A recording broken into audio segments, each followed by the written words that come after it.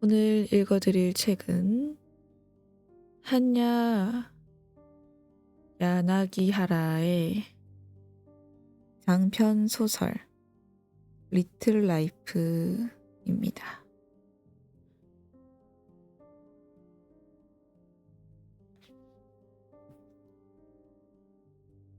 상상조차 할 수 없는 인생이지만 그것도 인생이라고 말해주길. 1000페이지의 고통으로 얼룩진 아름다움, 눈을 뗄 수 없는 한 남자의 비통한 삶. 되게 몰입감이 좋은 소설이라고 해요. 그래서 오늘은 이 책을 읽어드릴 거고요. 일단 1권입니다. 이권도 아마 이어서 읽어드릴 거예요.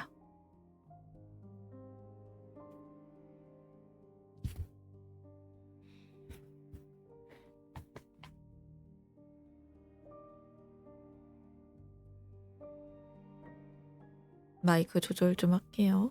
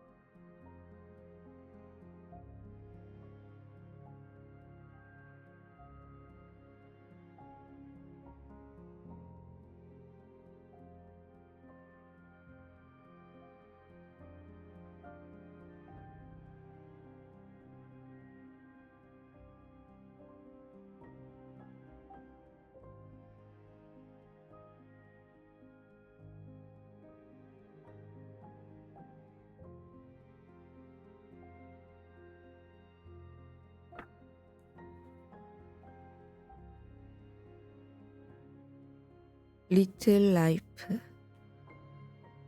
제리드 홀트에게 우정과 사랑을 담아.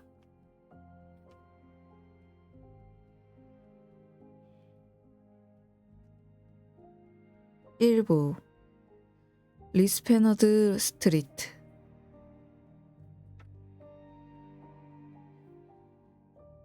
11번째로 본 아파트는 벽장 하나뿐이었지만 유리 미닫이 문을 열고 조그만 발코니로 나갈 수 있었다.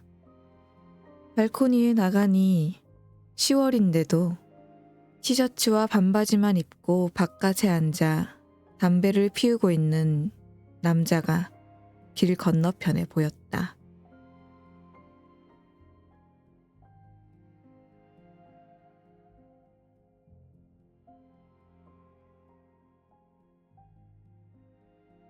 윌럼이 손을 들어 인사했지만 남자는 인사하지 않았다.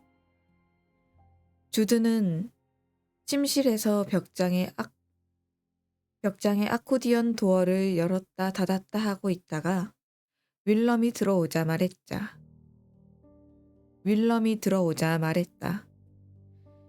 여긴 벽장이 하나밖에 없어. 괜찮아. 윌럼은 말했다. 난 어차피 넣을 곳도 없어. 나도 마찬가지야. 그들은 마주보고 미소 지었다. 건물 대리인이 어슬렁 뒤따라 들어왔다. 이 집으로 할게요. 주드가 말했다. 하지만 사무실에 갔더니 그 아파트 임대는 결국 불가능하다고 했다. 왜요? 주드가 물었다. 수입이 6개월치 월세를 낼 정도가 안 되시네요. 게다가 저금도 없고. 대리인은 갑자기 쌀쌀맞게 말했다. 그녀는 그들의 신용과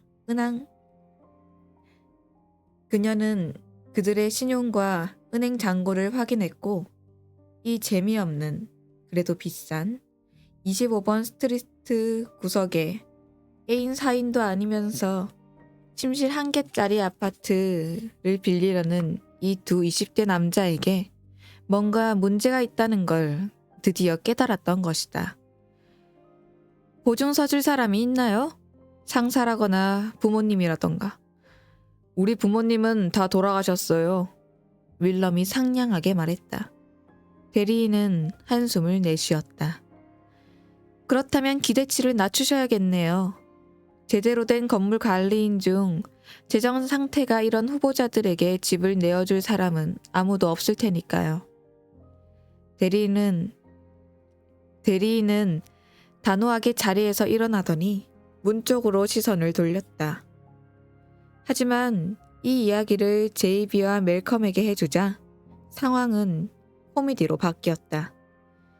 그 아파트 바닥 문양은 쥐똥 때문이고 길 건너편 남자는 거의 노출 중에다 그 대리인이 화난 이유는 윌럼에게 추파를 던졌지만 그가 응답해주지 않았기 때문이라는 것이다. 어쨌거나 어떤 인간이 2번가와 25번 스트리트 같은 데서 살고 싶겠어? 제이비가 물었다. 그들이 있는 곳은 차이나타운의 포비엣 호웅. 한 달에 2번 만나서 저녁을 먹는 곳이다. 포비엣 호웅은 썩 좋은 곳이 아니었다. 쌀국수는 이상하게 들적지근했고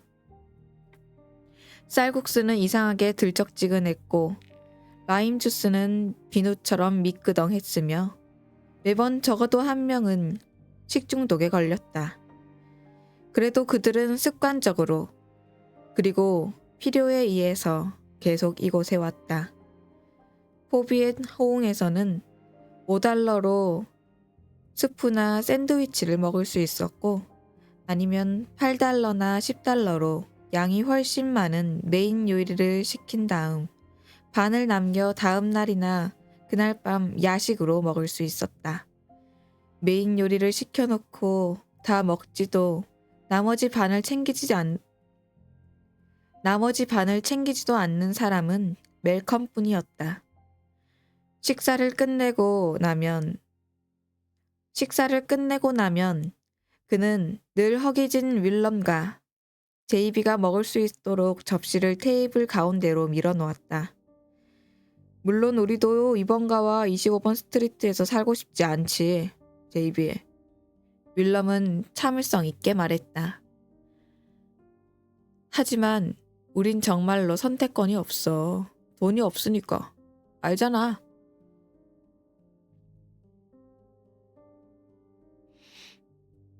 난 너희가 왜 그냥 지금 살던 데서 계속 안 사는 건지 이해가 안 돼. 멜컴이 버섯과 두부. 그는 늘 똑같은 메뉴. 갈색 당밀 소스에 끓인 느타리 버섯과 튀긴 두부를 시켰다. 를 접시 가장자리로 밀어놓으면서 말했다. 윌럼과 제이미는 접시를 물끄러미 바라보고 있었다. 난 안 돼. 윌럼이 말했다. 기억하지? 지난 3개월 동안 그는 멜컴에게 12번도 더 설명해야 했다. 메리시 남자친구가 들어오잖아. 난 나갈 수밖에 없어. 하지만 왜 네가 나가야 되냐고. 계약자가 메린이니까 멜컴. 제이비가 말했다. 멜컴은 조용해졌다. 그는 자기가 보기에 대수롭지 않은 사항들을 종종 잊어버렸고 또한 그것 때문에 사람들이 화를 내도 전혀 개의치 않아 보였다. 그랬지? 그는 버섯 접시를 테이블 가운데로 밀었다. 하지만 주드 너는 너희 집에 평생 살 수 없잖아, 멜컴. 언젠가는 내 부모님이 날 죽이려 드실걸? 우리 부모님은 널 사랑하거든? 말은 고맙지만 내가 안 나가면 안 그러실 거야. 그것도 조만간. 넷 중 집에서 사는 사람은 멜컴뿐이었다.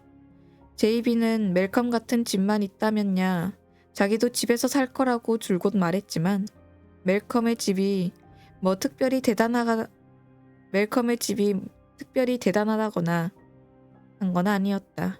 사실 삐걱대기도 하고 관리도 제대로 안 되는 집이었다. 하지만 윌럼이 별 생각 없이 계단 난간을 손으로 쓸었다가 손에 가시가 박힌 적도 있었다. 그래도 그 집은 컸다. 진짜 어퍼이스 사이드 타운하우스였다. 멜컴보다 3살 위인 누나 플로라가 최근 지하층에서 나간 덕분에 주두가 단기 해결책으로 그 자리를 차지했지만 언젠가는 멜컴의 부모님이 그 공간을 어머니의 출입한 에이전시 사무실로 개조할 테고 그러면 지하층으로 내려가는 계단을 어차피 힘들어하던 주드는 자기 아파트를 찾을 수밖에 없다. 윌럼과 같이 사는 것은 자연스러운 선택이었다. 그들은 대학 시절 내내 룸메이트였다. 4사람은 신입생 시절 콘크리트 벽돌로 마감한 공동공간 하나와 훨씬 더 작은 방 하나가 있는 공간을 함께 썼다. 공동공간에는 책상과 의자들, 제이비의 이모들이 화물 트럭으로 싣고 온 소파 하나가 있었고 작은 방에는 2층 침대 2개가 놓여 있었다. 그 방은 어찌나 좁았던지 아래쪽에 누운 멜컴과 주드가 팔을 뻗으면 서로 손을 잡을 수도 있을 정도였다. 멜컴과 제이비가 한쪽 침대를, 주드가 윌럼이 반대쪽 침대를 같이 썼다. 흑인대 백인이지? 제이비는 말하곤 했다. 주드는 백인이 아니야. 그러면 윌럼이 대꾸했다. 그리고 난 흑인이 아니고 멜컴이 덧붙였다. 그렇게 믿어서라기보다 제이비를 약올리기 위해서였다. 뭐? 지금 제이비는 포크 끝으로 버섯 접시를 자기 앞으로 당기며 말했다. 나야 너희 둘 다 우리 집에서 같이 살아도 상관없지만 너희는 아마 완전 싫겠지. 제이비는 리틀 이태리에 위치한 넓고 지저분한 로프트에서 살고 있었는데 수도 없이 질비한 이상한 복도들을 따라가다 보면 찌지도 않는 괴상한 모양새의 막다른 구석과 마감 안 된 어정쩡한 공간들, 공사 도중 버려진 석고판들을 맞닥뜨리게 되는 그런 곳이었다. 그 로프트는 그들이 대학 때 알던 사람 소유였다. 에즈라는 예술가였고 그리 뛰어나진 않았지만 뛰어날 필요도 없었다. 제이비가 자주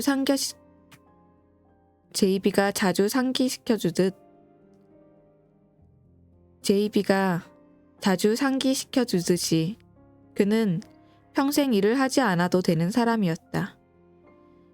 에즈라뿐만 아니라 에즈라의 자식들의 자식들의 자식들까지도 일할 필요가 없었다. 팔리지도 않고 일고의 가치도 없는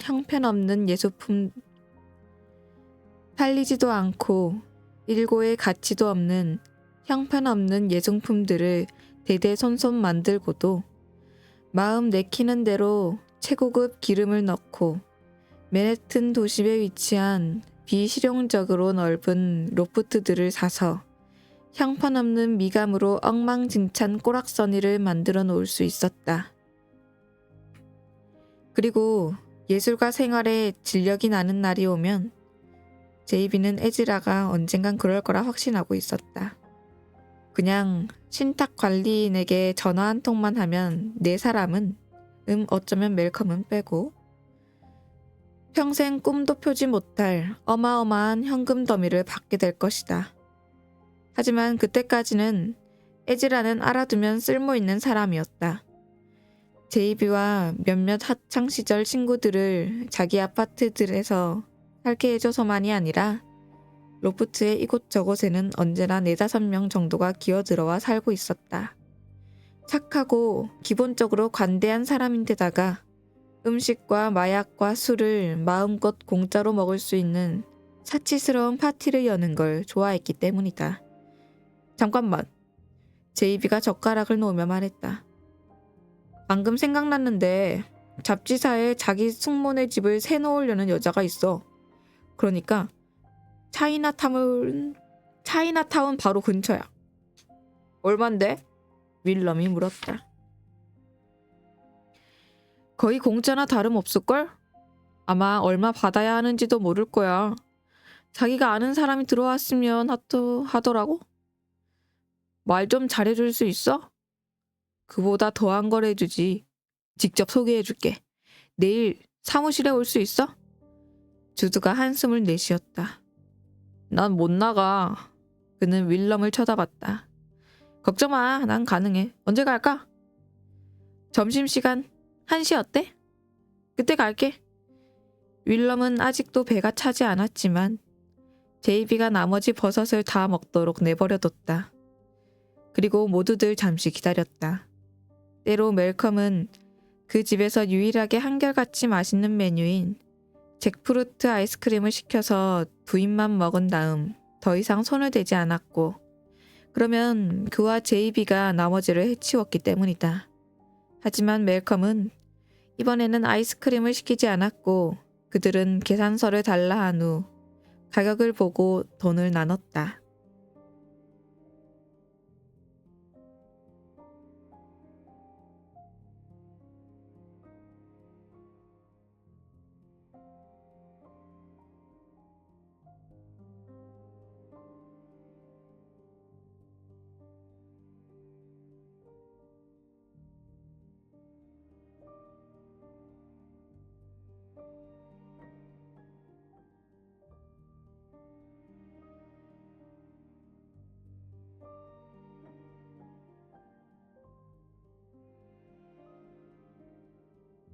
다음 날 윌럼은 제이비의 사무실에 가서 그를 만났다. 제이비는 다운타운 미술계를 다루는 규모는 작지만 영향력 있는 소호의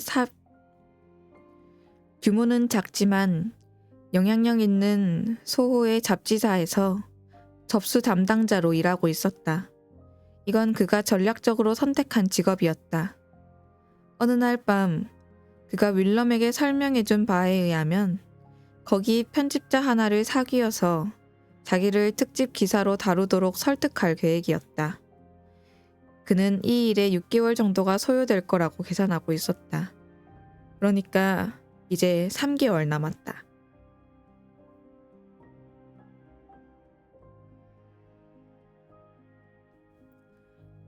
근무 중 제이비는 자기가 일을 해야 한다는 사실과 이제까지 누구도 자신의 특별한 재능을 알아봐줄 생각을 하지 않았다는 것을 당최 납득할 수 없다는 표정을 계속 짓고 있었다.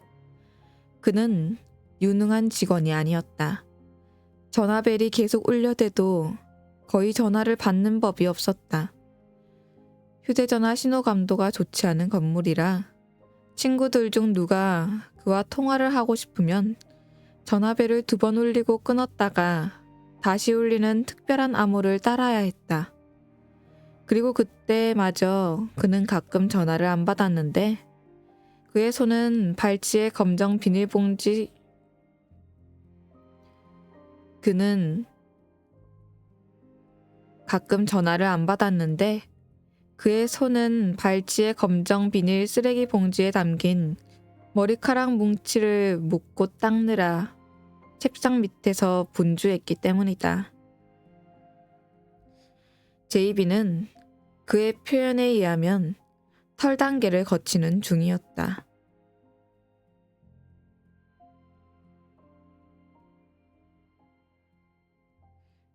최근 그는 회화에서 잠시 손을 떼고 검정 머리카락으로 조각 작품을 만들기로 결심했다. 친구들은 한 사람씩 제이비와 함께 퀸스와 블루클린, 브롱크스, 맨해튼의 이발관과 미용실을 돌며 피곤한 주말을 보냈다. 제이비가 안으로 들어가 쓸어놓은 머리카락이나 잘라낸 머리카락이 있으면 좀 달라고 주인에게 부탁하는 동안 밖에서 기다렸다가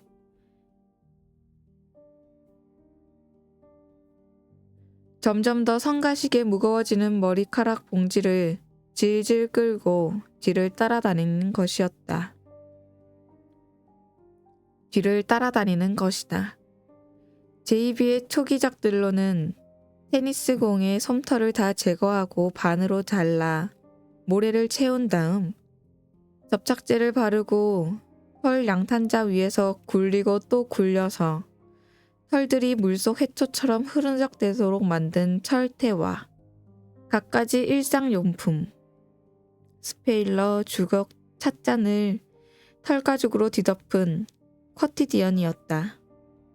현재는 대규모 프로젝트를 작업 중인데 단편적인 것 외에는 작품에 대한 어떤 이야기도 들려주지 않았지만 여하튼 머리카락 다발들을 빗고 딱 끝없는 긴 검은 보습 여하튼 머리카락 다발들을 빗고 딱 끝없이 긴 검은 곱슬머리 밧줄을 만드는 작업이었다. 지난 금요일 그는 머리카락 닦는 걸 도와주면 피자와 맥주를 사주겠다며 친구들을 꿰어 불러들였는데 지루한 작업을 몇 시간이나 했는데도 맥주와 피자는 올 기미조차 없었다. 결국 모두들 약간 화가 나서 돌아가기는 했지만 새삼 놀라운 일도 아니었다. 다들 머리카락 프로젝트에 진력을 놨지만 친구들 중 유일하게 주드는 그 작품들이 멋지고 언젠가는 제대로 인정받을 거라고 생각했다. 제이비는 감사의 뜻으로 주드에게 털로 뒤덮인 솔깃을 줬지만 에즈라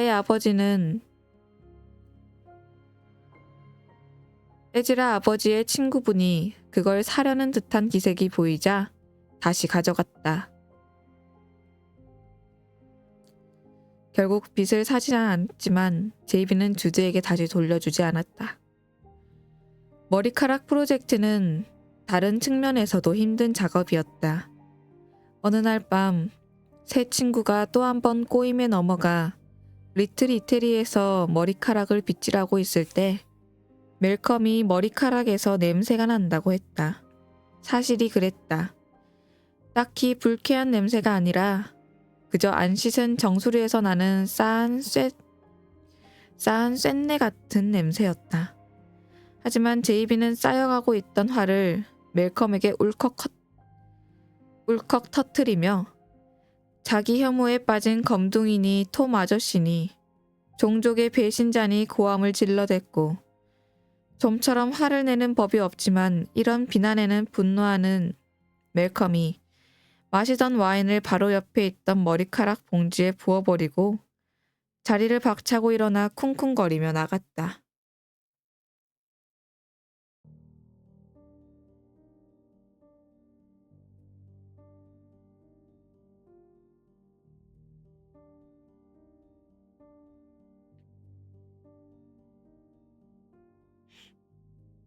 주드는 최대한 급히 멜컴을 쫓아갔고 윌럼은 남아서 제이비를 진정시켰다. 두 사람은 다음 날 화해했지만 결국 윌럼과 주드는 자기들도 부당하다고 생각하면서도 멜컴에게 약간 더 화가 났다. 멜컴이 망쳐버린 머리카락들을 다시 구하느라 다음 주 주말 퀸스에 가서 이발관들을 전전해야만 했기 때문이다. 검은 행성 생활은 어때? 윌럼이 제이비에게 물었다. 암담해. 제이비는 엉킨 머리카락들을 풀어 봉지에 다시 쑤셔 넣으며 말했다. 가자. 아니카한테 1시 반까지 간다고 했어. 책상 위 전화가 울리기 시작했다. 전화 안 받을 거야? 다시 걸겠지. 다운타운으로 걸어가면서 제이비는 불평을 해댔다. 지금까지 그는 자신의 유혹 에너지 대부분을 딘이라는 친구들 사이에서는 디엔이라 불렸다. 수석 편집자에게 쏟아붓고 있었다. 언젠가 멜컴과 윌럼이 제이비의 동료가 여는 파티에 갔을 때의 일이었다. 제이비가 부엌에서 동료들과 이야기를 하는 동안 멜컴과 웰럼은 함께 집안을 돌아다니며 손님용 침실에 걸린 에드워드 버킨스키의 연작, 사실 책상 위에 5점씩 네 줄로 걸려있는 베어 부부의 금수탑 사진 모음, 나지막한 서재 책장들 위로 떠있는 구르스키의 거대한 사진, 마지막으로 부부 침실의 벽 하나를 온통 다 차지하고 있는 다이앤 아버스의 작품들을 구경했다. 사진들은 어찌나 촘촘하게 걸려있는지 빈 벽이라고는 위아래 몇 센치 정도밖에 보이지 않았다. 사진들이 어찌나 촘촘하게 걸려있는지 빈 벽이라고는 위에 아래 몇 센티미터 정도밖에 보이지 않았다. 그들이 지나치게 딱 붙는 수영복과 어린애 같은 옷을 입고 카메라 앞에서 상냥한 표정으로 포즈를 취하고 있는 두 다운 증후군 소녀 사진을 보고 있을 때 딘이 다가왔다. 그는 키가 컸지만 마맛 자국이 남아있는 땅 다람쥐 같은 조그만 얼굴을 하고 있어서 야생동물 같은 분위기를 풍겼고 믿을 수 없는 사람처럼 보였다. 그들은 자기소개를 하고 제이비의 친구들이어서 온 거라고 설명했다. 자기는 잡지사의 수석 편집자 중 하나로 미술 기사를 총괄하고 있다고 말했다. 윌럼이 멜컴을 쳐다보지 않으려고 조심하며 말했다. 멜컴은 반응을 감추지 못할 게 분명했다. 제이비는 미술 편집자를 잠재적 목표로 찍었다고 말했었다. 이 사람이 분명했다. 이런 거 보신 적 있어요? 딘이 아버스의 사진들을 가리키며 물었다. 한 번도요. 윌럼이 말했다. 다이앤 아버스, 좋네요. 딘이 움찔하더니 조그만 이목구비가 그 조그만 얼굴 한가운데로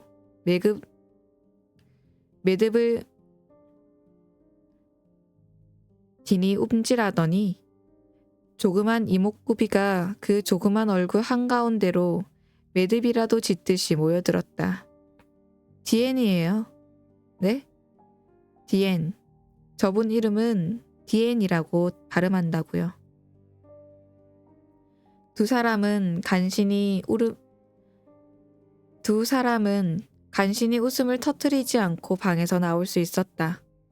디앤이라고? 나중에 그 이야기를 들은 제이비는 말했다. 맙소사, 이런 허세 쩌는 새끼 같으니. 하지만 너의 허세 쩌는 새끼기도 하지. 주드가 말했다. 그 이후로 딘은 내게 디앤이라 불렸다. 그 이후로 딘은 내내 디앤으로 불렸다. 하지만 지치지도 않고 디앤에게 작업을 거는데도 제이비가 잡지에 실릴 가능성은 불행하게도 3개월 전보다 전혀 높아지지 않은 것 같았다. 심지어 헬스클럽 사우나에서 디앤에게 오로를 허락해줬는데도 아무 일도 일어나지 않았다. 날마다 제이비는 별별 이유를 찾아내 편집실에 슬쩍 들어가 향후 석 달간 실을 기사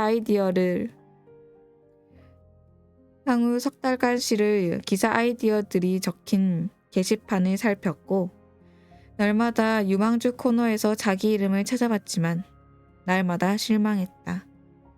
게시판에는 재능이 없고 선전만 떠들썩한 온갖 이름들, 잡지사에 도움을 준 사람들 혹은 그런 사람들과 아는 사람들의 이름만 수두룩했다.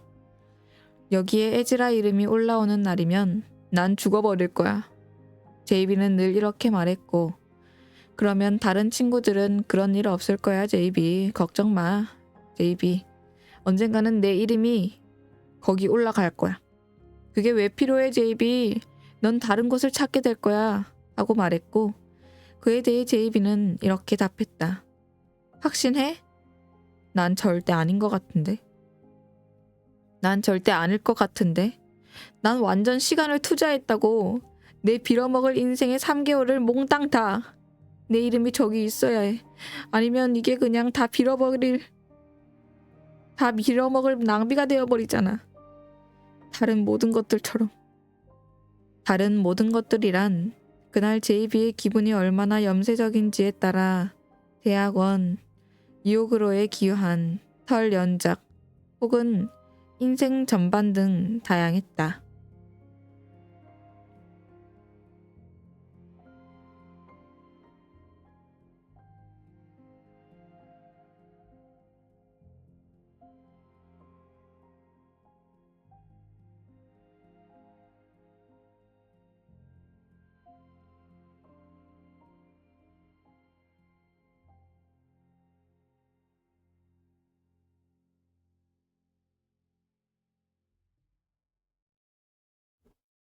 잠시 물 좀 떠올게요.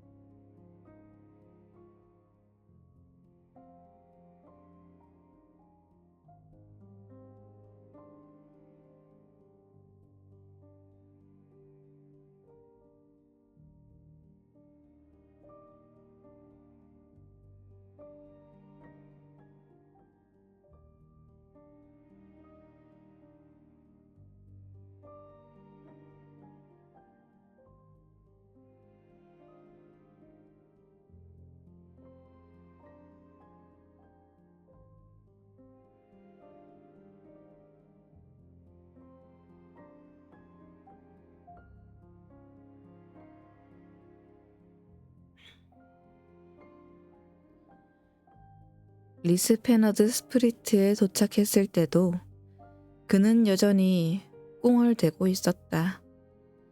윌럼은 아직 이 도시를 잘 알지 못해서 그가 여기서 산 지는 이제 1년밖에 되지 않았다. 이 거리 이름을 들어본 적이 없었다.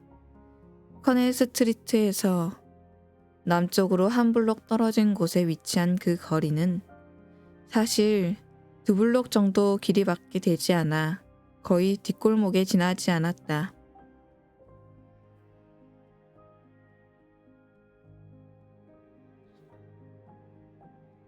하지만 블루클린 출신의 제이비도 그 이름을 들어본 적이 없기는 마찬가지였다. 그들은 건물을 찾아 5C라고 적힌 벨을 눌렀다. 인터폰으로 걸걸하고 기운 없어 보이는 여자 목소리가 대답하더니 벨을 눌러 문을 열어줬다. 안에 들어와서 보니 로비는 좁고 천장이 높은 데다 멍을 쥐고 번쩍이는 똥색으로 칠해져 있어서 마치 우물 바닥에 서 있는 것 같았다. 여자는 아파트 문 앞에서 기다리고 있었다. 안녕 제이비? 그녀가 인사를 한 후 윌럼을 보고는 얼굴을 붉혔다. 아니까 이쪽은 내 친구 윌럼이야. 제이비가 말했다. 윌럼, 아니카는 미술부에 있어. 멋진 사람이지. 아니카는 고개를 숙이면서 동시에 손을 불쑥 내밀었다. 만나서 반가워요. 그녀는 바닥에 대고 말했다. 제이비는 윌럼의 발을 툭 차며 싱긋 미소 지었다. 윌럼은 무시했다. 저도 만나서 반갑습니다. 그가 말했다. 여기가 그 아파트고요. 우리 숙모님 아파트예요. 숙모는 여기서 50년 동안 사셨는데 얼마 전 요양원으로 옮기셨거든요. 아니카는 속사포처럼 떠들어대고 있었다. 윌럼을 투명인간 취급하면서 아예 쳐다도 보지 않는 게 최선이라고 결심한 게 분명했다. 아니카는 말이 점점 더 빨라졌다. 숙모 이야기, 동네가 변했다는 말을 숙모가 늘 달고 살았다는 이야기. 아니카 자신도 다운타운으로 이사 오기 전까지는 리스페너드 스프리트라는 곳을 들어본 적도 없다는 소리. 아직 페인트칠을 안 해서 미안하지만 숙모가 정말로 얼마 전에야 이사를 나가서 지난주에 겨우 청소할 정도의 여유밖에 없었다는 소리를 얻어댔다. 그녀는 윌럼만 제외하고는 사방 문양을 새긴 주석 천장과 여기저기 금이 같지만 쪽마루로 시공한 바닥, 오랫동안 걸려있던 액자 자국이 희미하게 남아있는 벽들을 다 쳐다봤다. 결국 윌럼은 부드럽게 말을 끊고 나머지는 그냥 자기가 봐도 되겠느냐고 물었다. 아, 물론이에요. 아니카가 말했다. 그럼 들러보세요.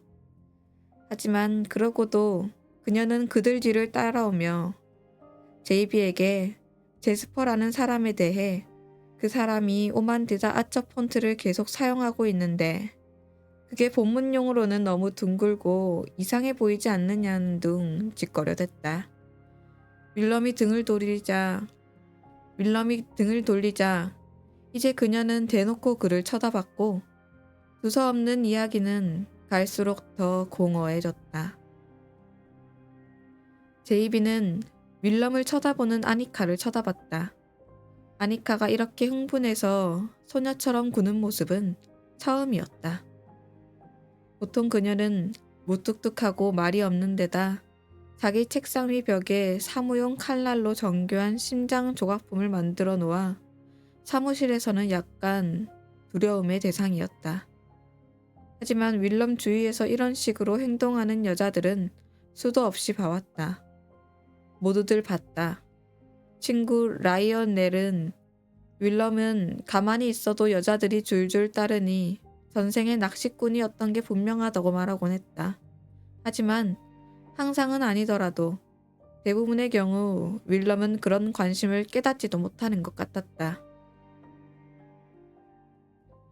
한 번은 제이비가 멜컴에게 그 이유가 무엇이겠냐고 물은 적이 있는데 멜컴은 윌럼이 눈치를 못 채기 때문 아니겠냐고 대답했다.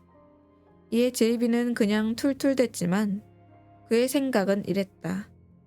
멜컴이야말로 자기가 아는 사람들 중 제일 둔에 빠진 인간인데 그런 멜컴마저 윌럼 주위의 여자들이 어떻게 반응하는지 알아차렸다면 윌럼 본인이 모르기란 불가능했다.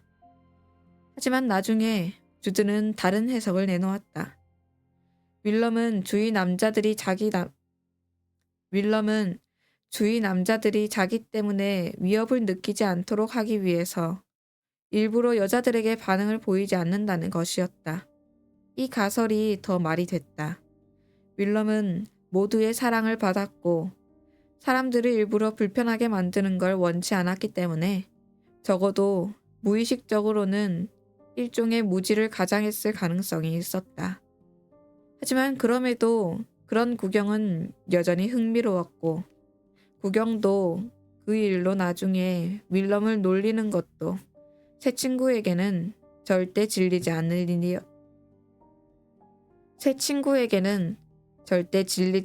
일이었다. 그래봤자 보통 윌럼은 그저 미소만 지을 뿐 아무 말도 하지 않았지만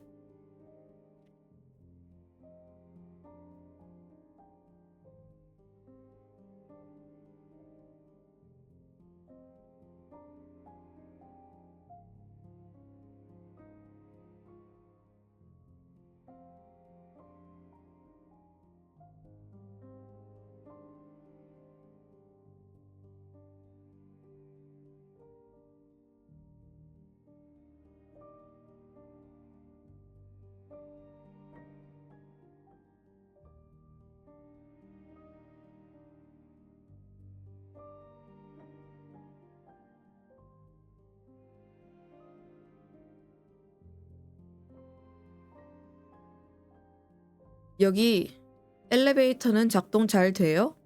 윌럼이 돌아서며 갑자기 물었다. 네? 아니카가 소스라치며 대답했다. 네, 믿을만 해요.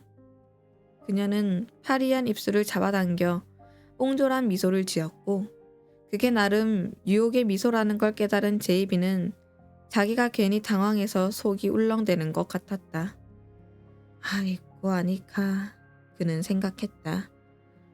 우리 숙모 아파트에 정확히 뭘 들이시려고요?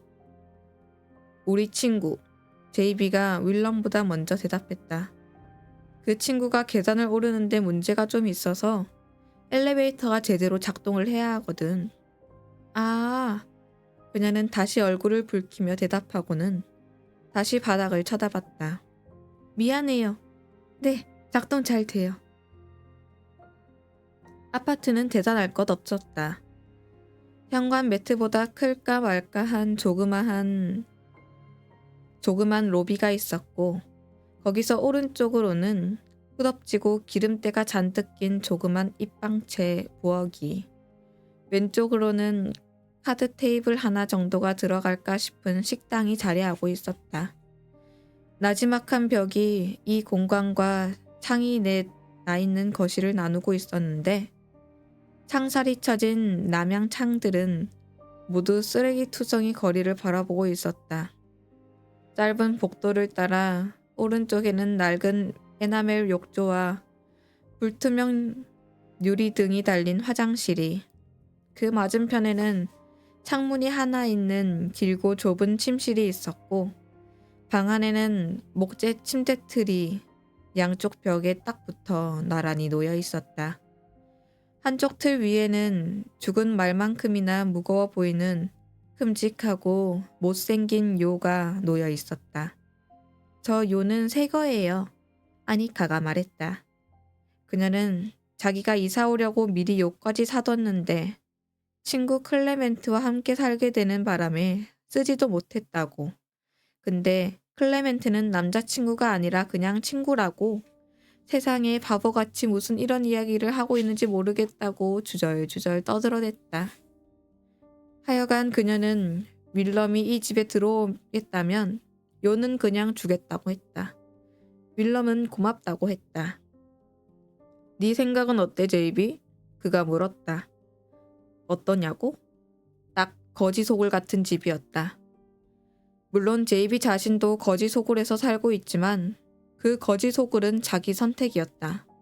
그 집은 공짜였기 때문에 월세로 들어갈 돈을 물감과 재료, 마약, 그리고 가끔가다 택시비로 쓸 수 있었다. 하지만 혹시라도 에즈라가 월세를 받겠다고 작정한다면 절대 거기 있을 생각이 없었다. 제이비의 집은 에즈라나 웰컴 정도로 부자는 아니지만 어떤 상황에서라도 그의 가족들은 그가 거지 소굴에다 돈을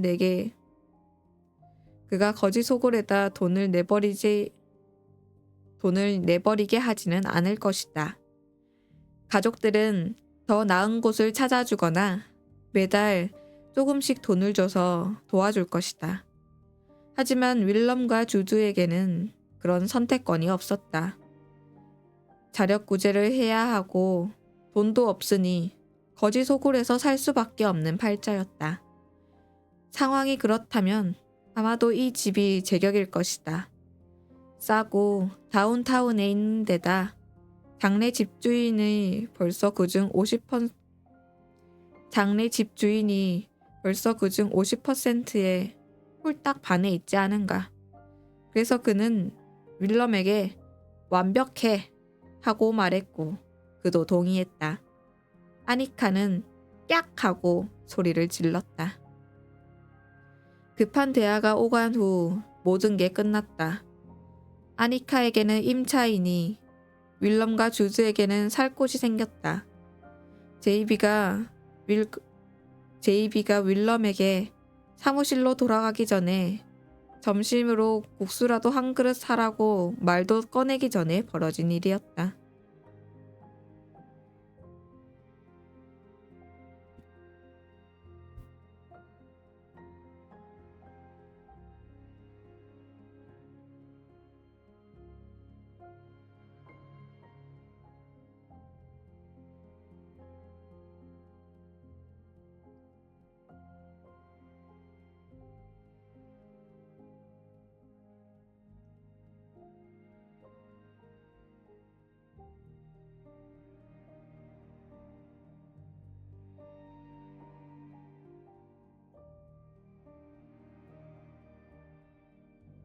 베이비는 자기 성찰 같은 걸 한 사람은 아니었지만 그 주 일요일 어머니 집으로 가는 열차 안에서 자신의 인생과 가족에 대한 감사 비슷한 게 뒤섞인 희미한 자축의 마음을 떠들쳐버릴 수가 없었다. IT에서 뉴욕으로 이주해온 제이비의 아버지는 그가 3살 때 돌아가셨다. 제이비는 늘 가느다란 콧수염과 미소 지으면 동그랗게 오동통해지는 뺨을 가진 자상하고 점잖은 아버지의 얼굴을 기억하고 있다고 생각하고 싶어 했지만 어머니의 침대 협탁 위에 놓인 아버지 사진을 보면서 자랐기 때문에 기억한다고 생각하는 것인지 실제로 기억하는 것인지 결코 알 수가 없었다. 그래도 어린 시절 슬픈 일은 그것뿐이었고 그조차도 이무적인 슬픔에 더 가까웠다. 그에겐 아버지가 없었고 아버지가 없는 아이들은 살면서 아버지의 부재를 애도한다는 걸 알고 있었다. 하지만 그는 그런 마음을 한 번도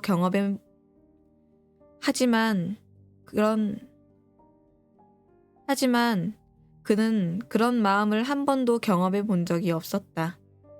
아버지가 돌아가신 후 IT계 미국인 2세대인 어머니는 제이비에게는 수준 이하라고 생각한 집 근처 공립학교에서 아이들을 가르쳐가며 박사 학위를 땄다.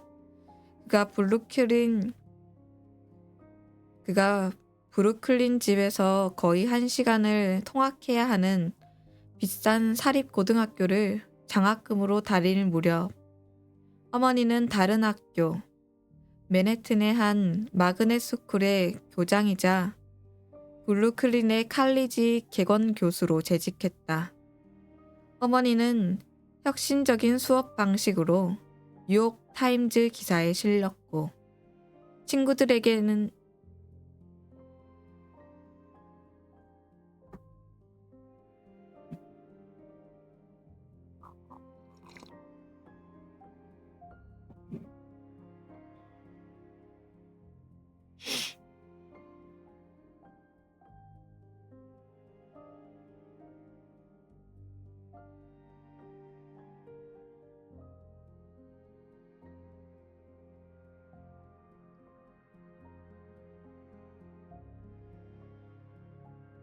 어머니는 혁신적인 수업 방식으로 뉴욕 타임스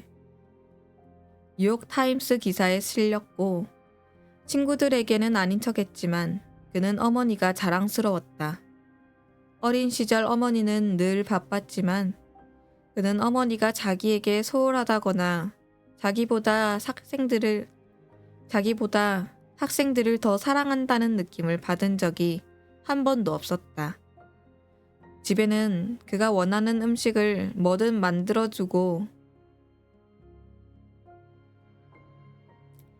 프랑스어로 노래를 불러주고 그야말로 하루도 빼놓지 않고 그가 얼마나 대단한 보물이고 천재이며 당신 인생 최고의 사람인지 말해주는 할머니가 있었다. 그리고 이모들, 맨해튼에서 형사로 일하는 이모와 IT가 아니라 푸에르토리코 출신이긴 하지만 2세대 미국인이자 약사인 이모 여자친구도 있었는데 둘 사이에는 자식이 없어서 그를 자기 자식처럼 여겼다. 이모는 운동을 좋아해서 그에게 캐치볼을 가르쳐줬고 그때도 그는 운동에는 거의 관심이 없었지만 그 기술은 훗날 사교 생활을 하는데 유용했다. 이모 여자친구는 예술에 관심이 있었다.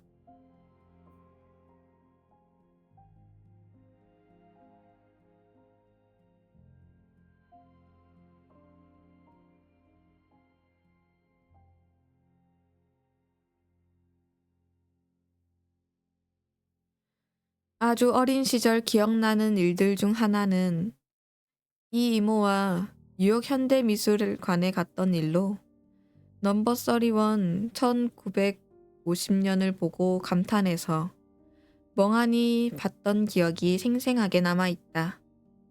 폴록이 그 그림을 어떻게 그렸는지 설명하는 이모 말은 거의 귀에 들어오지도 않았다. 자신을 튀어 보이게 하고 특히 부유한 백인 친구들을 불편하게 만들기 위해 약간의 수정주의가 필요했던 고등학교 시절. 그는 자기 가정 환경의 진실을 슬쩍 얼버무렸다. 아버지 없는 흑인 소년인 건 마찬가지였지만 어머니는 그가 태어난 후에야 학교를 마쳤고 어머니가 마친 학교가 대학원이라는 말은 하지 않았기 때문에 사람들은 당연히 고등학교를 말하는 거라고 생각했다. 이모는 거리의 여자였다. 마찬가지로 여기서도 사람들은 그가 형사가 아니라 매춘부 이야기를 하는 거라고 생각했다.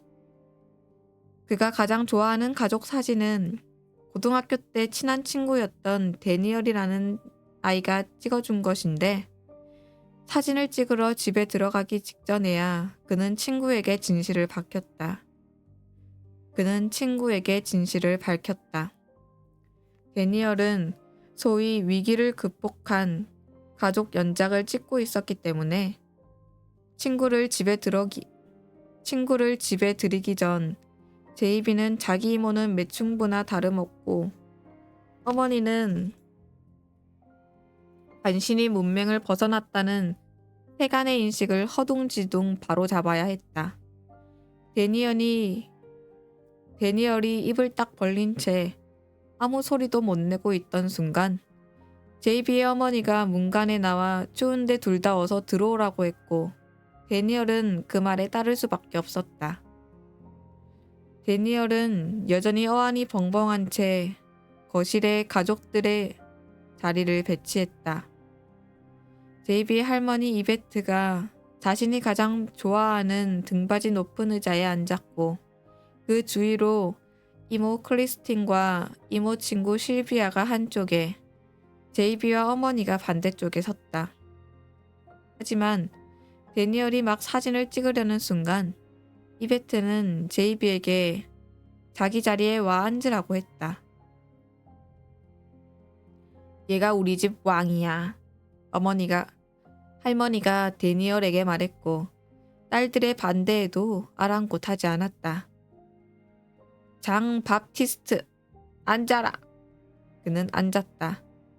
사진 속의 그는 그때도 통통했다. 손으로 양쪽 팔걸이를 꼭 잡고 있고 그 양옆에서는 여자들의 환한 미소를 띤 채 그를 내려다보고 있었다. 그 자신은 할머니가 앉았어야 할 의자에 앉은 채 한박 미소를 지으며 카메라를 똑바로 바라보고 있었다. 그와 그가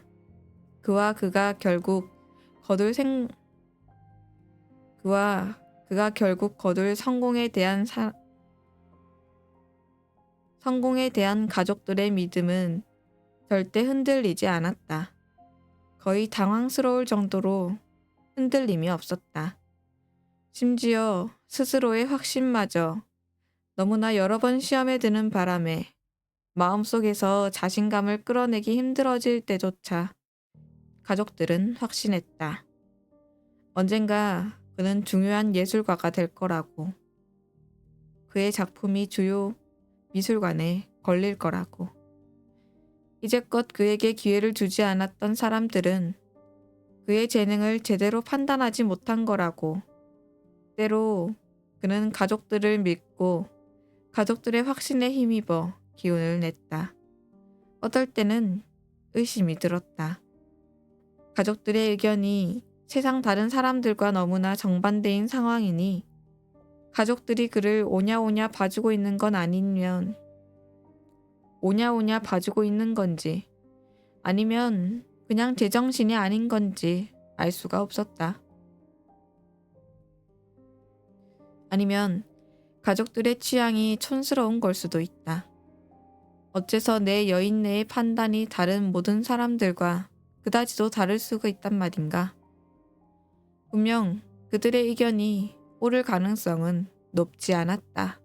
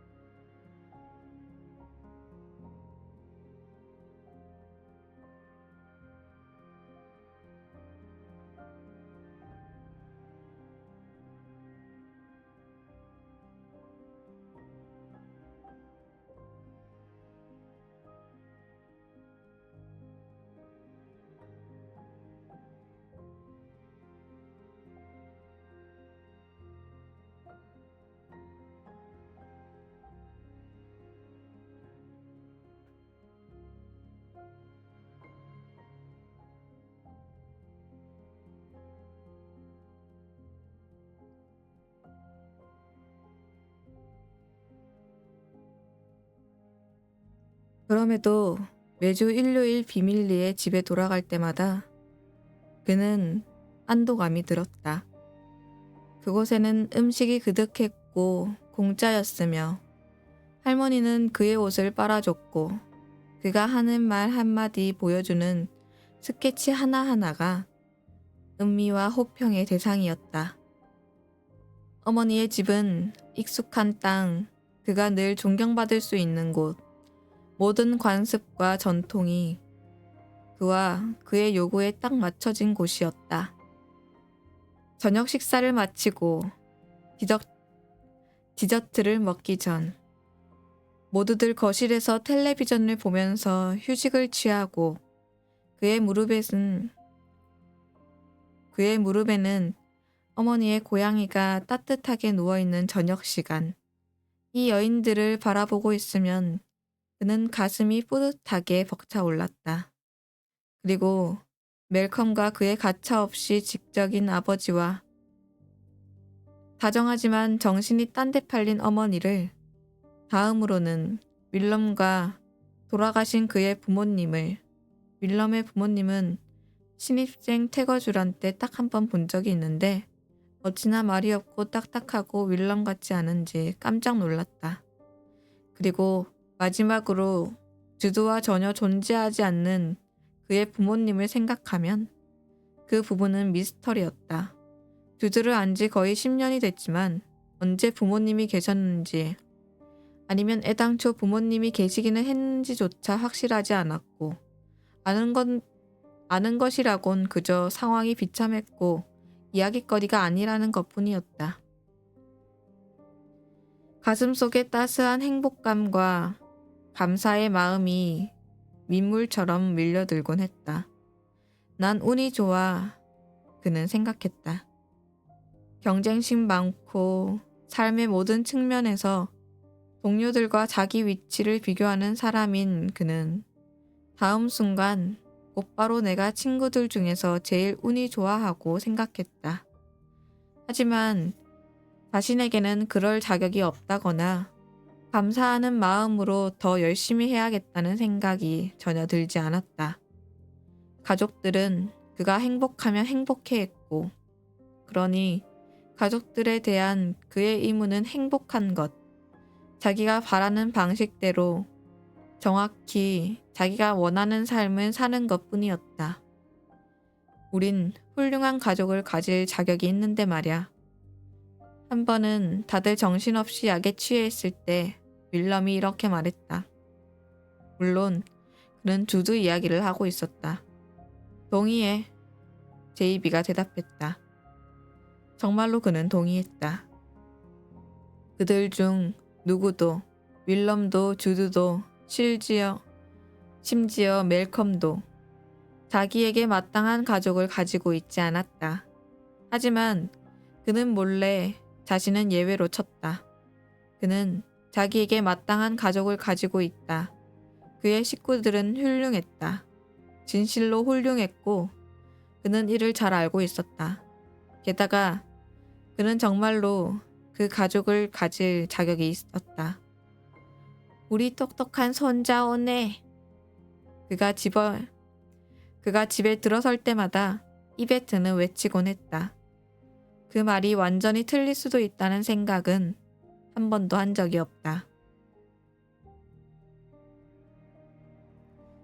이사 당일 엘리베이터가 고장났다. 젠장, 윌럼이 말했다. 내가 아니카한테 물어봤잖아, 제이비.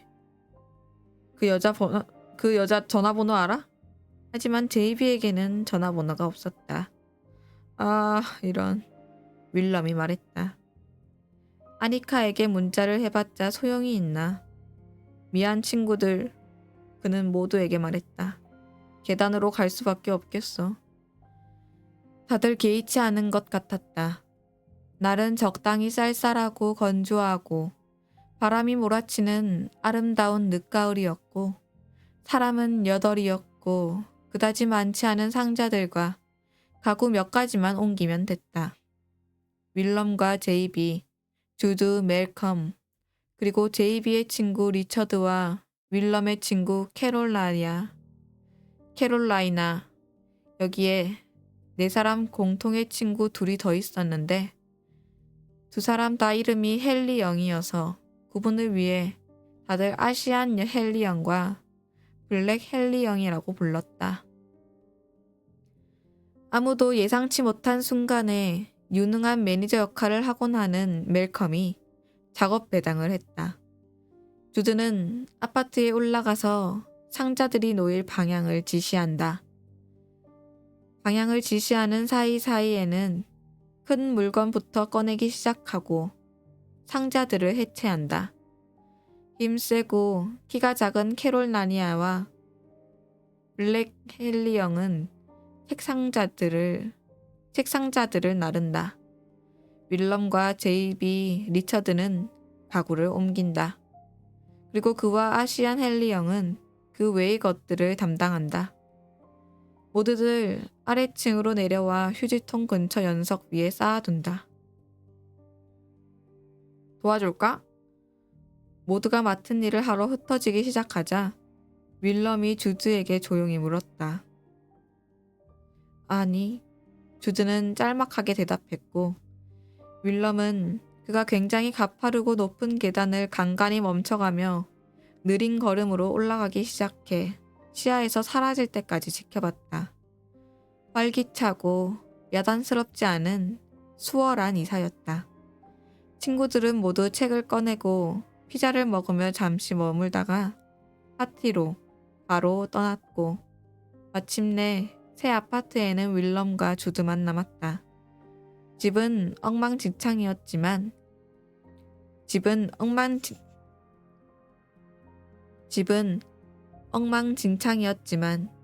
물건들을 제자리에 넣는다는 생각만 해도 피곤이 몰려왔다.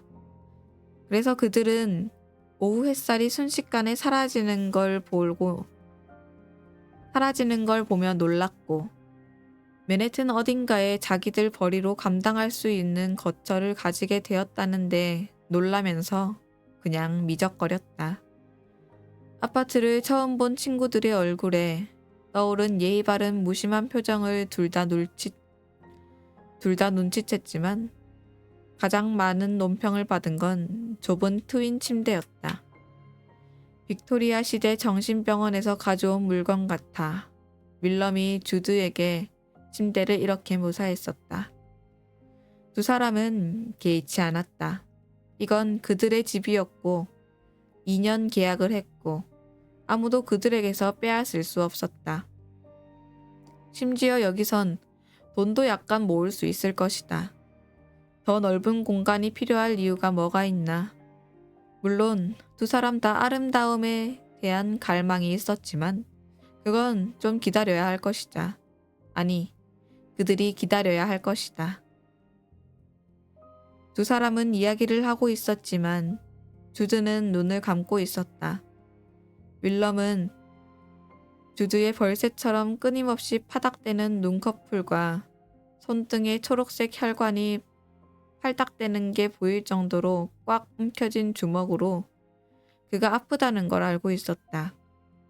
책 상자 위에 올려놓은 주드의 다리가 얼마나 뻣뻣한지 봤기 때문에 고통이 극심하다는 걸, 자기가 해줄 수 있는 일이 아무것도 없다는 걸 알고 있었다. 만약 그가 주드, 아스피린 갖다 줄게 하고 말한다면 주드는 난 괜찮아 윌럼, 아무것도 필요 없어 하고 말할 것이다. 만약 그가 주드, 좀 눕는 게 어때? 하고 말하면 주드는 윌럼, 난 괜찮아, 걱정하지 마 하고 대답할 것이다. 그래서 결국 그는 주드의 다리가 아플 때면 지난 몇 년 동안 그들 모두가 알게 된 대로 했다. 무슨 핑계를 대고 일어나 방에서 나가는 것이었다. 주드가 그냥 피곤할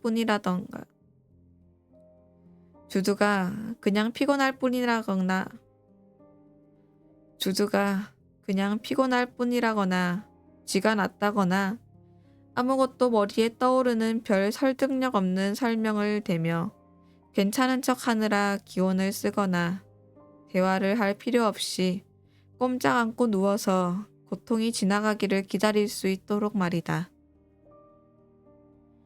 침실로 간 윌럼은 시트를 넣은 쓰레기 봉지를 찾아내 먼저 자기 요에 그리고 다음으로 조만간 캐롤라이나의 전 여자친구가 될 친구에게서 지난주 헐갑으로 산 주드의 요에 시트를 씌웠다.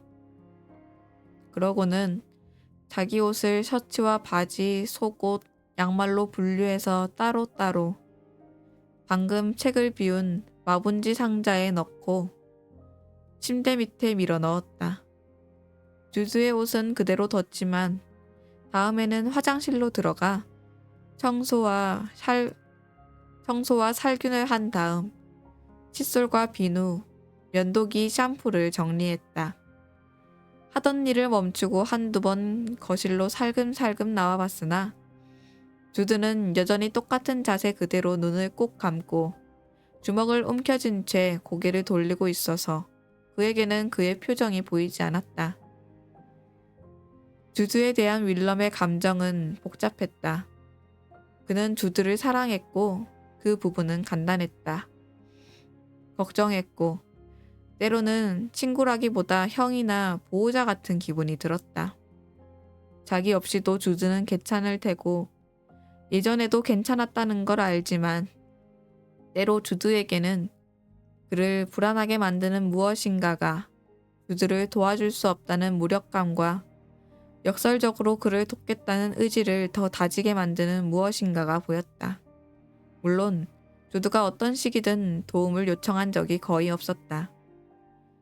모두가 주드를 사랑하고 대단하게 생각했지만 그는 종종 주드가 다른 사람들보다 자기에게 조금 더, 아주 조금 더 자신을 보여준다고 느꼈고 그렇게 알게 된 것들로 자기가 무엇을 해야 하는지 알 수가 없었다. 예를 들자면 주드 다리의 통증 문제. 주드와 친구가 된 후로 그들은 주드의 다리에 문제가 있다는 걸 알고 있었다. 물론 모를 수가 없었다. 그는 대학 시절 내내 지팡이를 사용했다. 더 어렸을 때, 처음 만났을 때 세 사람보다 2살이 적었던 주드는 너무 어려서 아직도 성장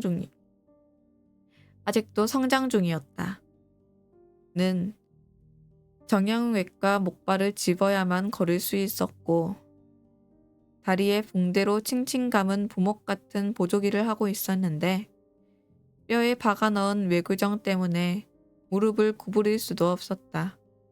하지만 그는 절대 단 한 번도 불평하지 않았고 다른 사람의 불평에 대해 투덜대지도 않았다.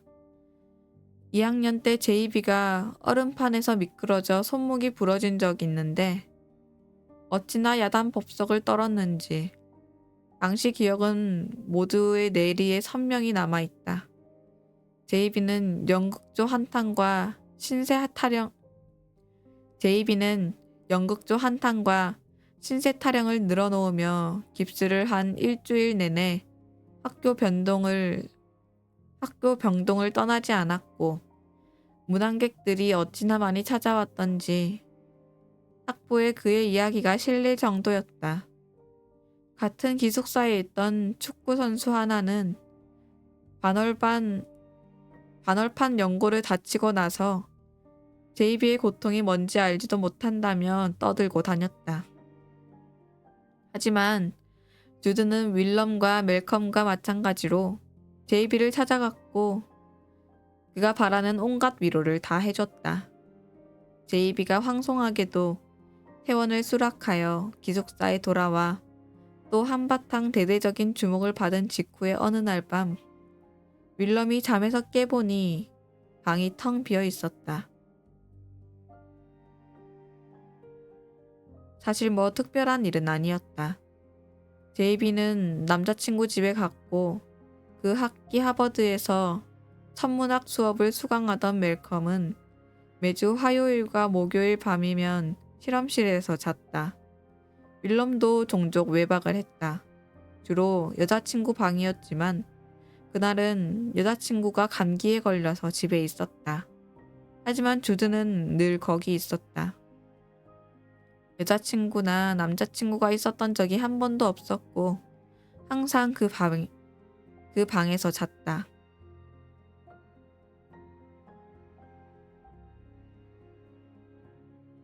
윌럼의 침대 아래 주드의 존재는 바다처럼 익숙하고 항구적이었다.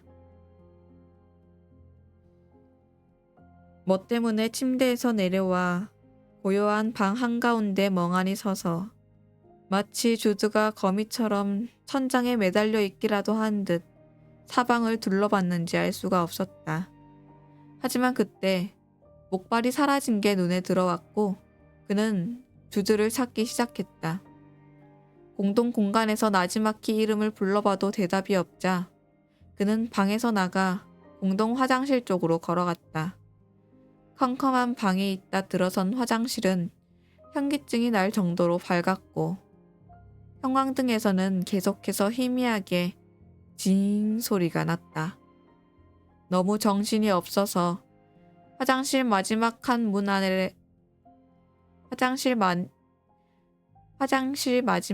문 아래로 주드의 발과 목발 끝부분이 불쑥 나와 있는 걸 봤을 때 제대로 놀라지도 못했다.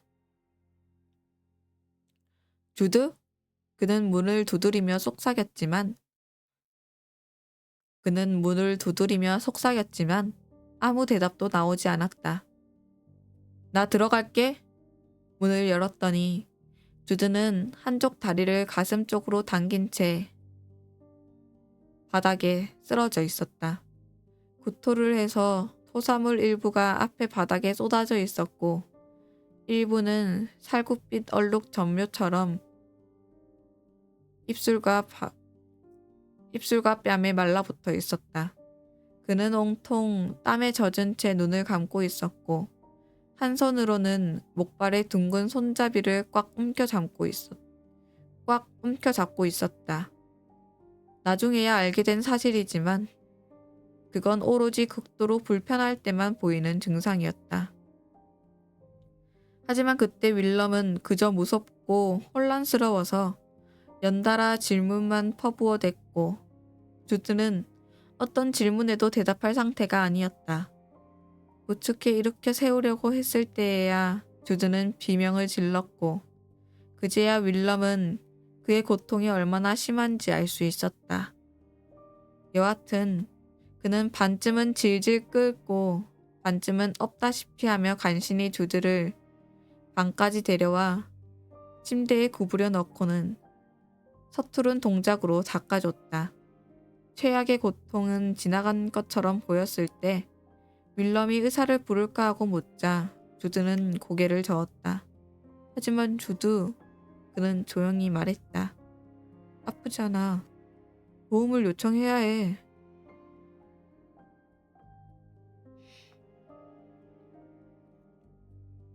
아무것도 소용없어. 그는 대답하더니 잠시 말이 없었다. 그냥 기다리는 수밖에 없어.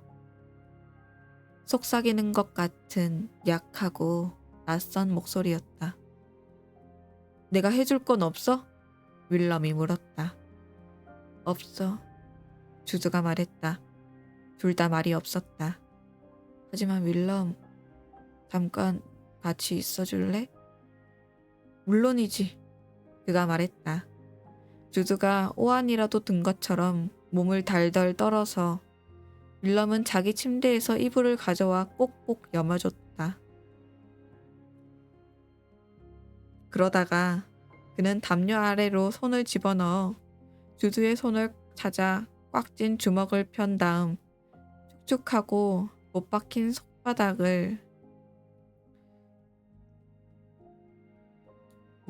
손바닥을 마주 잡았다. 다른 남자의 손을 잡아본 건 정말 오랜만이라 예전에 여러 해 전 형이 수술했을 때 이후로는 한 번도 없었다. 그는 주드의 굳센 아귀 힘과 근육질 손가락에 깜짝 놀랐다. 주드는 몇 시간이나 벌벌 떨며 이를 딱딱 부딪혔고 결국 윌럼은 옆에 누운 채로 잠이 들었다. 다음날 아침 그는 주드의 침대에서 잠이 깼다. 손이 욱신거려 손등을 살펴보니 주드가 손가락으로 꽉 잡은 자리에 희미한 멍자국이 나 있었다. 그는 약간 비틀거리며 일어나 공동 공간으로 갔다. 주드는 자기 책상에서 책을 읽고 있었다. 늦은 아침 눈부신 햇살을 받아 그의 모습이 희미하게 보였다. 윌럼이 들어와서 서자 그는 고개를 들었고 잠시 동안 두 사람은 말없이 그냥 서로를 쳐다봤다. 윌럼, 정말 미안해. 주드가 마침내 말했다. 주드, 그가 말했다. 미안할 거 하나도 없어. 진심이었다. 정말로 미안할 건 없었다. 하지만 주드는 계속했다. 미안해, 윌럼. 정말 미안해. 윌럼이 수도 없이 괜찮다고 말했는데도 주드에게는 위로가 되지 않았다. 멜컴과 제이비에게는 말하지 말아줘. 알았지? 그는 부탁했다. 그럴게. 그는 약속했다. 그는 절대 말하지 않았지만 결국 달라질 건 없었다. 결국에는 멜컴과 제이비도 몇 번에 불과하긴 했지만 윌럼이 그날 밤 본 것 같은 사파들을 겪으며 주드가 아파하는 모습을 보게 되었으니까.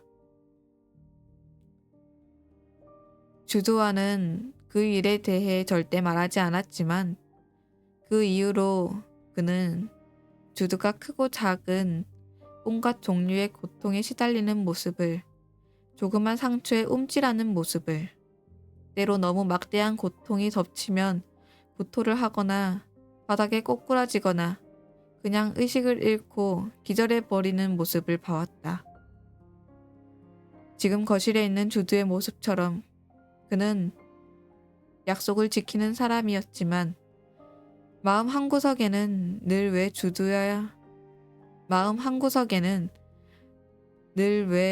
주드와 이 문제에 대해 이야기해보지 않았는지, 왜 주드에게 그럴 때 어떤 기분인지 말해보라고 하지 않았는지, 왜 본능이 시키는 대로 감히 행동하지 못했는지 의문을 가지고 있었다. 그러니까 왜 그냥 옆에 앉아 다리를 문질러주고 멋대로 어긋나는 신경 말단을 주물러 가라앉히려 해보지 않았을까. 때로 그는 여기 욕실에 숨어 바쁜 채 하고 있다.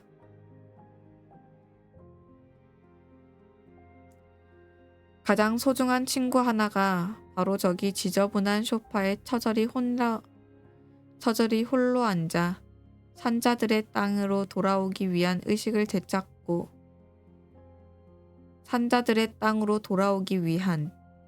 의식을 되찾기 위한 느리고 슬프고 고독한 여행을 하고 있는데 말이다. 넌 겁쟁이야. 그는 욕실 거울에 비친 자신을 향해 말했다. 혐오에 지친 얼굴이 그를 마주 바라보았다.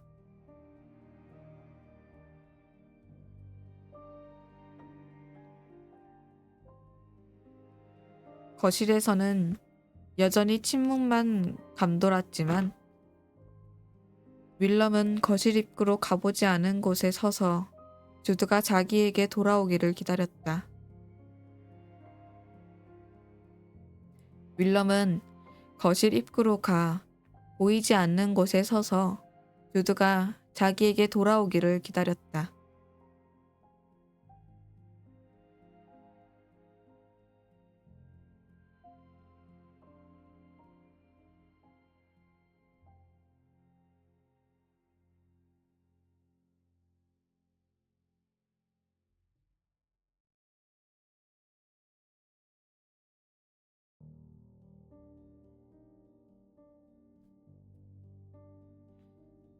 거긴 거지 소굴이야. 제이비가 멜컴에게 말했다. 그 말이 틀린 건 아니었지만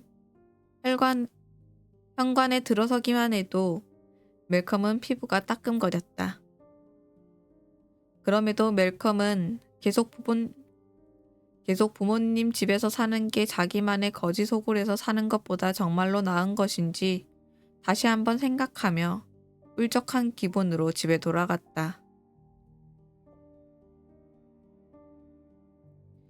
논리적으로 보자면 그는 물론 명백히 지금 집에서 계속 살아야 한다. 그는 돈도 거의 못 벌고 오랜 시간 일하는 데다 부모님 집은 충분히 커서 이론적으로 작정만 하면 부모님과 전혀 마주치지 않고도 살 수가 있었다.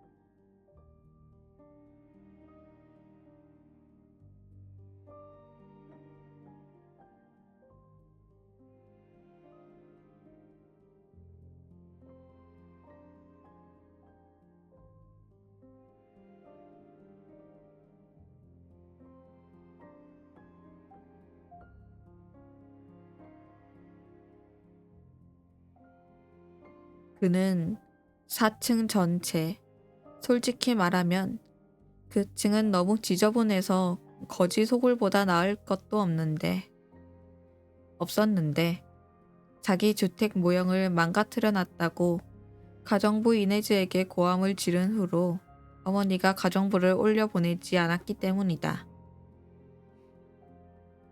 를 차지하고 있을 뿐만 아니라 부엌과 세탁기를 사용하고 부모님이 구독하는 온갖 신문과 잡지들도 볼 수 있었고 세탁물은 어머니가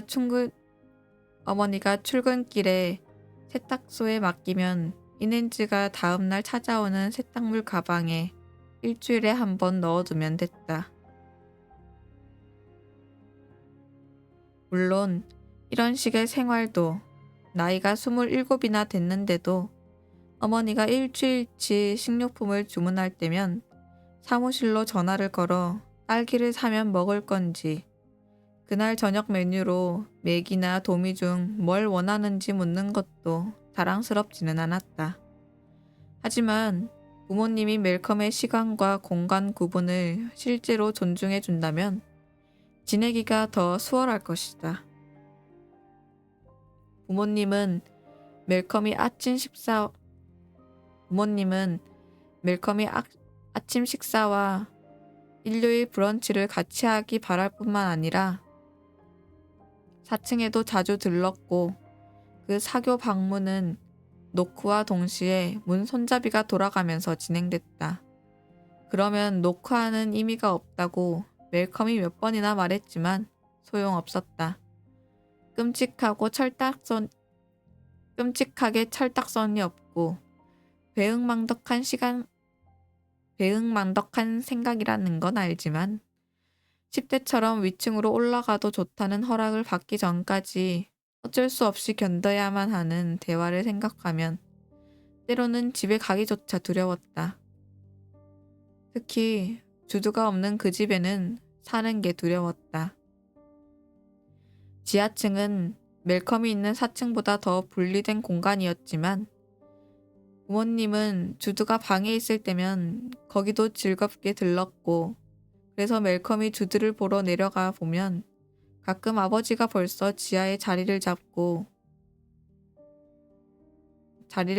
앉아 주두에게 지루한 설교를 늘어놓고 있었다. 아버지는 특히 주두를 좋아했다. 아버지는 근본적으로 경박한 녀석들에 불과한 멜컴의 다른 친구들과는 달리 주두는 진짜 묵직하고 심오한 지성을 지녔다고 말하곤 했다. 이제 주두가 없어지고 나면 시장과 변화하는 세계 재정 현실, 멜컴이 별로 좋아하지도 않는 갖가지 주제에 대한 복잡한 이야기들을 융숭하게 대접받을 사람은 바로 멜컴이 될 것이다. 사실 때로는 주두가 아들이었다면 아버지가 더 좋아했을 거라는 의심이 들기도 했다. 아버지와 주두는 로스쿨 동문이었고 주두가 재판 연구원을 하며 모셨던 판사는 아버지가 처음 들어갔던 로펌에서의 사수였다. 그리고 주드는 미 연방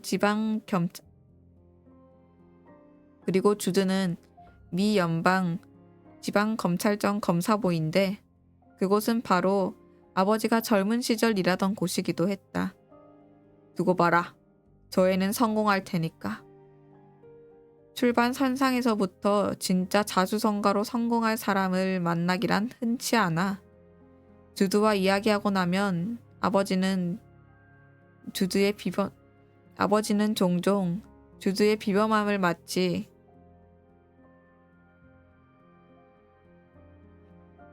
자기 덕인 양 뿌듯한 표정으로 멜컴과 어머니에게 선언했고, 그럴 때면 멜컴은 어머니가 짓고 있을 게 뻔한 위로의 표정을 보지 않기 위해 어머니의 얼굴을 외면해야만 했다. 플로라가 여전히 여기 있다면 그 또한 살기 더 편했을 것이다. 누나가 집에서 나갈 준비를 하고 있었을 때 멜컴은 새로 얻은 베툰 스트리트의 침실 2개짜리 아파트 룸메이트가 자기여야 한다는 암시를 주려고 무진장 노력했다.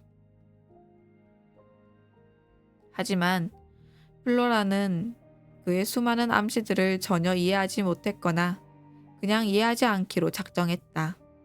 플로라는 부모님이 자식들에게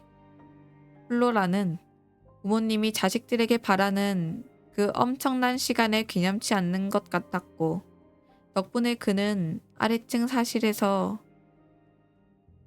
아버지가 틀어주는 지루한 오즈 야스시로 영화들을 안절부절 못하며 보는 대신 자기 방에서 더 오래 주택 모형을 만들 수 있었다. 더 어렸을 때 그는 부모님 친구들조차 이러니 저러니 할 정도로 눈에 띄게 플로라를 편애하는 아버지 때문에 상처받고 분개했다.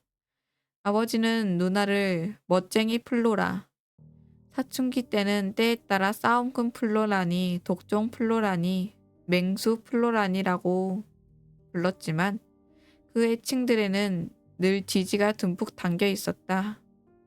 라고 불렀고, 심지어 플로라가 30이 다 된 지금도 여전히 누나를 특별히 예뻐했다.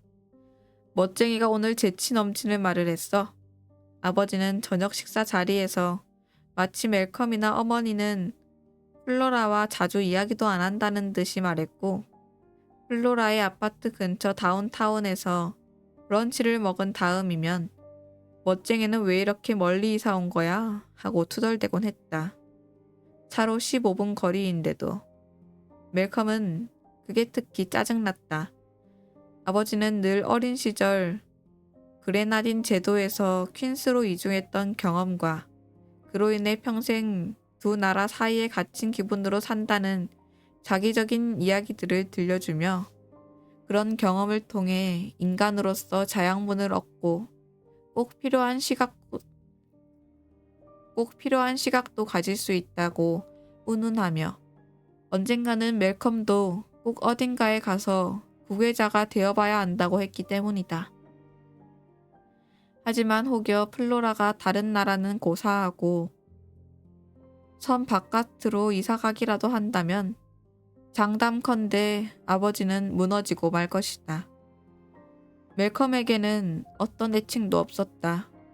때때로 아버지는 그를 다른 유명한 멜컴들의 성 X라던가 맥레런, 맥도날드, 맥거리지로 불렸지만 그건 늘 애정 담긴 행동이라기보다 멜컴이 되어야 했지만 절대 되지 못한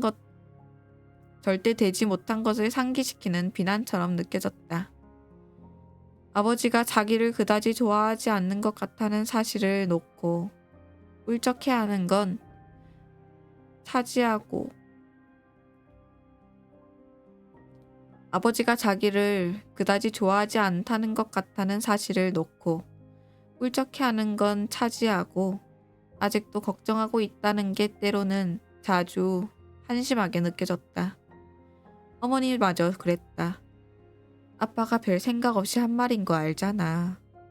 플로라가 모든 면에서 더 뛰어나다는 식의 흔한 일장연설이 끝나고 나면 어머니는 말했고, 그러면 어머니가 여전히 아빠라는 호칭을 쓴다는 걸 알아채고 짜증을 내면서도 그 말을 믿고 싶었던 멜컴은 그러거나 말거나 상관없다는 걸 보여주기 위해 괜히 툴툴대거나 중얼거리곤 했다. 때로 점점 더 자주 그는 부모님 생각에 시간을 너무 많이 쓴다는 게 짜증이 났다. 이게 정상인가? 뭔가 좀 애잔하진 않나? 결국 그는 27살이 아닌가? 집에서 살면 이렇게 되나? 아니면 자기만 그런 건가? 분명 집에서 나갈 이유로는 더할 나이가 없었다. 그러면 어쨌거나 그는 더 이상 그런 아이는 아니게 될 테니까. 아래층에서 부모님이 하루 일과를 마치는 소리. 세수할 때 울리는 오래된 파이프 소리. 거실 라디에이터를 끄면 갑자기 탁 하고 찾아드는 정막이. 어떤 시계보다도 정확하게 11시, 11시 반, 12시를 알려주는 밤이면 그는 다음 해에 빨리 해결해야 할 일들의 목록을 적었다. 정체 상태의 일, 존재하지 않은 연애 생활, 정해지지 않은 성 정체성, 불확실한 미래. 그 네 가지는 비록 우선순위가 가끔 바뀌기는 했지만 늘 똑같았다. 그 상태를 정확하게 진단하는 그의 능력과 해결책을 제시하지 못하는 무능력 또한 한결같았다. 다음날 아침이면 그는 굳게 결심한 채 자리에서 일어났다. 오늘은 집에서 나갈 테고 부모님에게 자기를 내버려 두라고 말할 것이다. 하지만 아래층에 내려가면 아버지는 벌써 출근했고 어머니가 아침을 차리면서 묻는다. 가족 연례 여행지인 생바르 텔레미행 티켓을 오늘 사려 하는데 그는 며칠이나 있을 건지 미리 알려달라고. 그의 휴가 비용은 여전히 부모님이 지불하고 있었고 그는 친구들에게 그런 말을 하지 않을 정도의 분별력은 있었다. 네, 엄마. 그는 말한다. 그리고 아침을 먹고 집으로 나와 아무도 그를 모르는 그가 무엇이든 될 수 있는 세상 속으로 발을 내디딘다.